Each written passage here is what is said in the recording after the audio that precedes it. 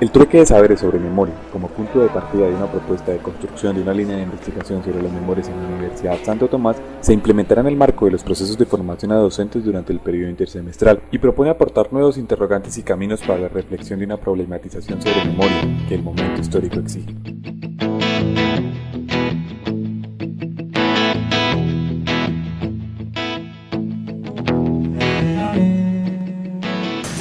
Y quiero comenzar con digamos, varios puntos porque lo que me parece de todos modos importante finalmente es que podamos quizás intercambiar alguna serie de ideas sobre este tipo de cosas.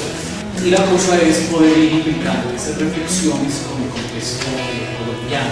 ¿Cómo pensamos este problema de esas relaciones que se tienen que dar con la memoria? Importante en ese contexto de cómo lo mediático se convierte en un actor tan importante que genera una serie de dinámicas, de imaginarios, de representaciones a través de todos los discursos y de toda esa parte que nos comienza a incorporar una serie de elementos.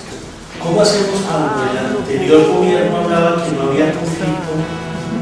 Había unos académicos que decían que ya estábamos en el post-conflicto, ¿no? Y lo que es evidente es que el conflicto existe. Colombia tiene 57.854 personas reportadas desaparecidas. El gobierno anunció el 26 de mayo la identificación de cerca de 10.000 víctimas del conflicto interno, más de 4.000 de las cuales menores de edad. Le voy a poner el caso para Casuca. Nosotros comenzamos a apuntar en pedazos de papel cuando llegamos allá. Hoy mataron a tal pelado, no sé qué, la mayoría en ¿cierto? Luego hablamos con la gente del banco de datos del CINEP y les mostramos, teníamos una lista como de 100 pelados asesinados. Varios los habíamos recogido nosotros baleados, ¿cierto? Les mostramos y la gente del CINEP dijo, eso que están haciendo es una putería, es muy importante, pero no sirve para nada. ¿Por qué no sirve para nada? Porque ahí no hay nombres, ahí no hay familiares, ahí no hay nada. Usted dice que eso es verdad y otro me dice que no y se acabó el problema. Si quieren que eso sirva para algo, tienen que buscar nombres. ¿Cómo buscar nombres donde uno no puede llegar a esto? Oiga, ¿quién es el no que mataron? ¿Cierto? Los carteles los comienzan a dar. ¿Sí? Cuando comenzamos a instalar los ladrillos, nosotros los pusimos en la plaza ese día, al otro día fuimos, al otro día, los 33 días estuvieron en la plaza. Habíamos puesto 600 ladrillos y cuando los recogimos teníamos casi 1.500 nombres. Porque la gente comenzó a decir, es que mi profesor lo mataron, es que mi papá se ha desaparecido, es que a mi marido lo mataron. Hágale el cartel, hágale el cartel, hágale el cartel. Hoy en día, de Casuca, nosotros tenemos 600 casos de jóvenes asesinados con nombres.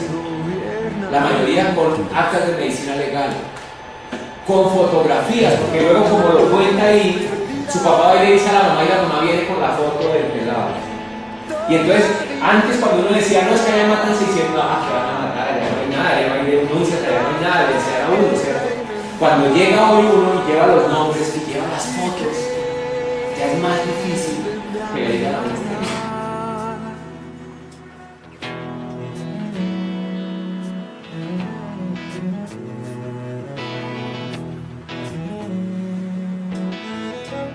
Es importante que nos hagamos estas reflexiones. Con la carga boyacense de historia que nos tocó al comienzo un poco difícil, y perdónenme que yo sea crítico a veces con la academia, las academias, y lo escribíamos en una ponencia del 14º Congreso o 14º Congreso de Historia de Colombia, la historia como fuente de poder político. ¿Qué es lo que ha acontecido en nuestro país y por lo general? Y ver que las academias de historia, sus actores son del Opus Dei, pues a mí me dice mucho. ¿Y cómo vamos a reconstruir una memoria muisca? Aunque hago la salvedad, a contrario del profesor Richard Bucón, la historia no se puede reconstruir, la historia se construye. La historia se resignifica, mirando hacia atrás dónde estuvieron las fallas de nuestra vida, de nuestras gentes, de nuestros pueblos. ¿Cómo ordeno los acontecimientos? Y en ese orden de los acontecimientos también hay una forma de dar cuenta de la historia. Entonces,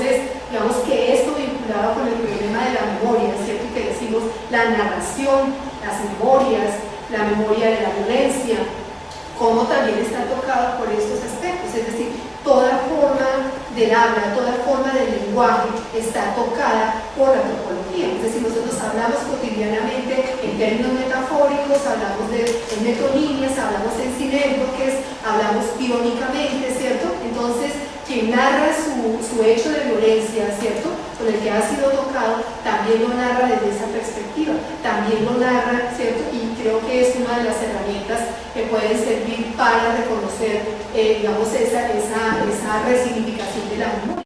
Lo que yo quiero compartirles del trabajo que estoy adelantando en el tema de memoria tiene que ver un poco con la reflexión alrededor de las distintas metodologías institucionales que se vienen trabajando en procura de construir una memoria jurídica para los casos de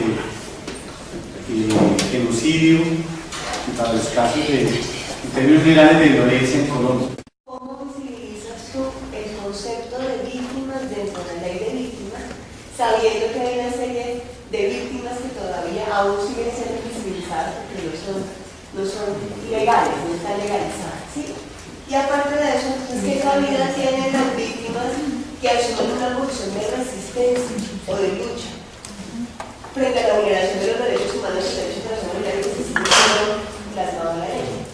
Qué interesante que uno agarrara todo este capítulo que tiene que ver con la restitución de tierras en un preámbulo que te habla de víctimas, de reconocimiento de conflicto interno armado, y que uno agarrara el proyecto que tumbó la Corte Constitucional del Estatuto de Desarrollo Rural que se presentó durante el ministerio de Andrés Felipe Arias, y que uno empezara a comparar qué plantea una cosa y qué plantea la otra,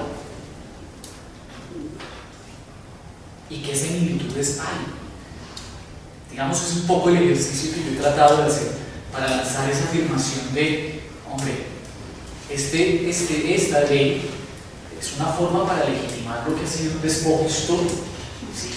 Vos lo señalaste muy bien, a la gente no le van a devolver el territorio del cual fue desplazado, despojado.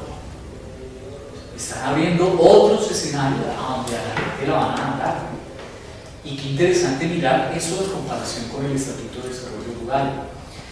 Y en ese sentido, porque claro, es que el gran problema es ahora, ¿quién se va a autodenominar víctima para acogerse a esta ley? Y quien se acoja a la ley, efectivamente, por ejemplo, no va a poder demandar al Estado. Si uno se da cuenta, digamos, en el discurso de Uribe, él trabajaba con las víctimas, incluso se catalogaba como víctima.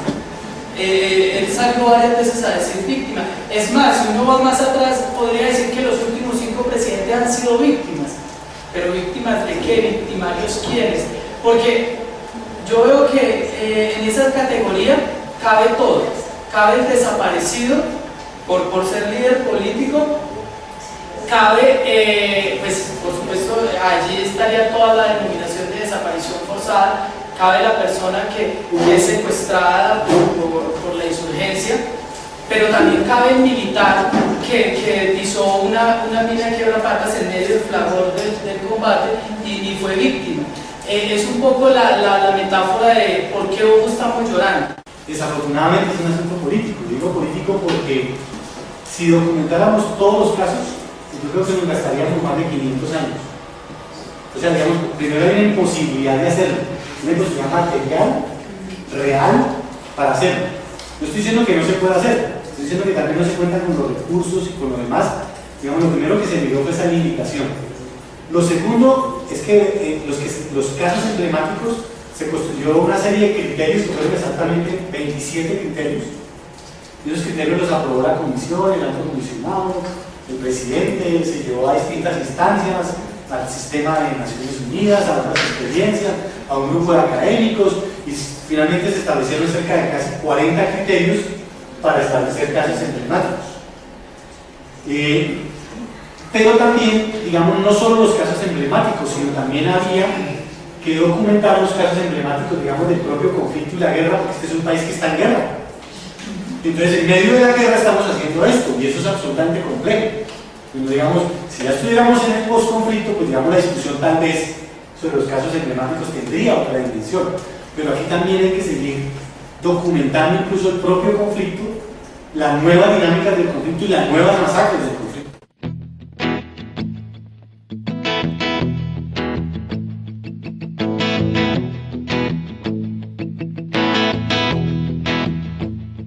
Lo que hoy llaman patrimonio arqueológico son hitos de un espacio vital cosmogónico que unifica el territorio. Son ordenanzas de territorio. Y nos tocó salir entonces a la palestra a oponernos a los daños que le están haciendo a nuestro territorio arqueológico, paralizar canteras allá en Suacha. El gran descubrimiento de Usme, 4.000 tumbas diagnosticadas, porque los muiscas no teníamos cementerios. Ese concepto no existe en los muiscas. Pero cuando se descubre lo de Usme, qué rico patrimonio arqueológico que tiene Bogotá, pero se van a hacer 60.000 soluciones de vivienda para los desplazados. Ahí hay una cosa interesante de memoria,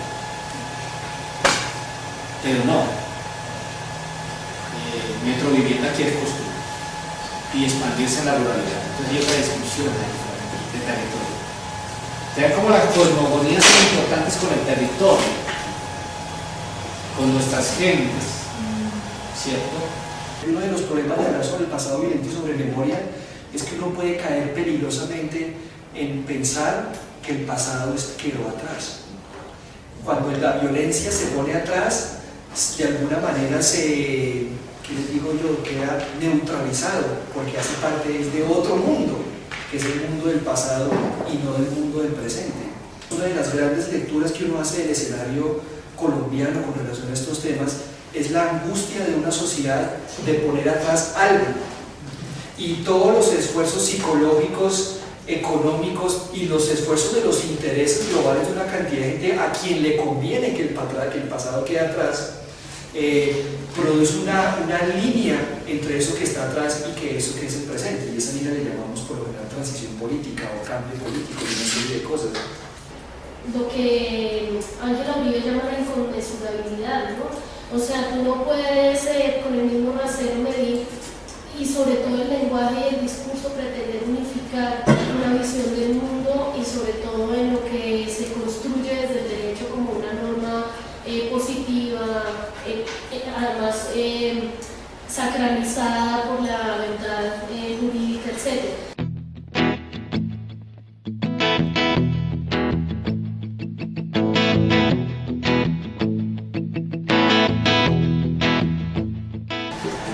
Yo a veces siento que hay como un imperialismo de la fotografía, una obligación de recordar. Yo pienso, por ejemplo, en Facebook y estos dispositivos tecnológicos que obligan de cierta manera a construir una memoria.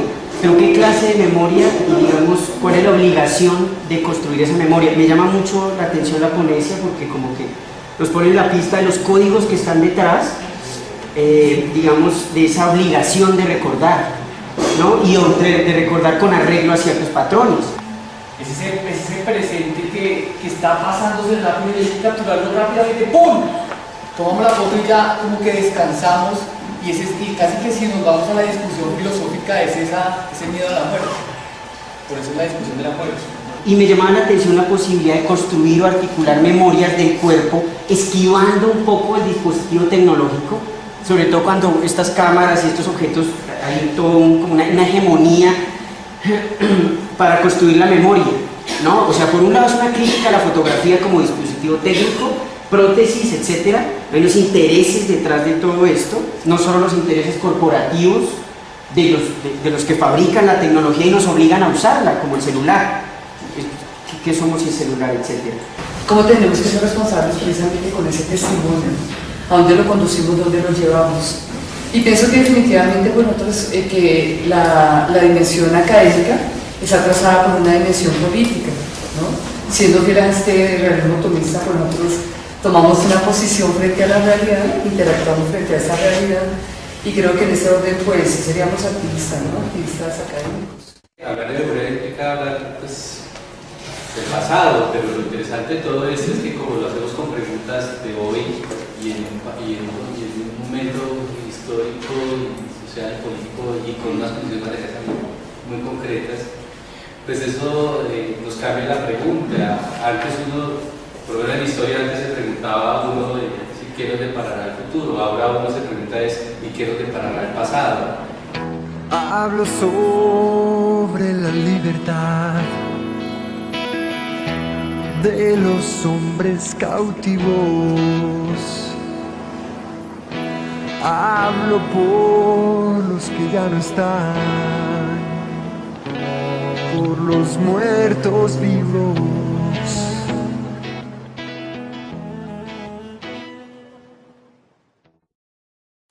En los pueblos indígenas no existe la democracia, aunque últimamente todos se han vuelto democráticos. Porque no hay cosa más peligrosa que un indígena racista y corrupto.